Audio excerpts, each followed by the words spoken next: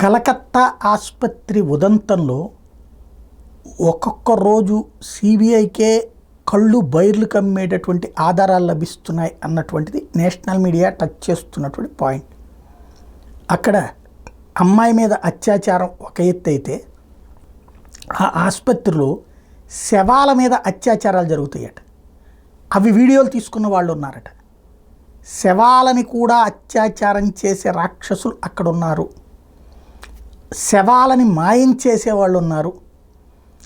అలాగే మృతి చెందక ముందు ఎవరికైనా ఏ యాక్సిడెంటో అయినటువంటి వాళ్ళని, కోమాలో ఉన్నటువంటి వాళ్ళ పార్టులు మాయం చేసేవాళ్ళు ఉన్నారు. ఈ లెక్కలన్నీ తెలిసిన తర్వాత సిబిఐ వివిధ ప్రాంతాల్లో సోదాలు చేస్తుంది. ఆయా ప్రాంతాల్లో ఉన్నటువంటి లెక్కలు తీస్తుంది. వాళ్ళ దగ్గర ఉన్నటువంటి వివరాలు సేకరిస్తుంది. అది ఒక ఎత్తు అయితే ఈడీ ఇప్పుడు రంగంలోకి దిగి ఆయా అంశాలన్నింటిలో ఈ డబ్బులు ఎక్కడికి వెళ్ళినాయి, ఏం జరిగినాయి, వీటి మీద ఆరా తీసే ప్రయత్నం ప్రారంభించింది.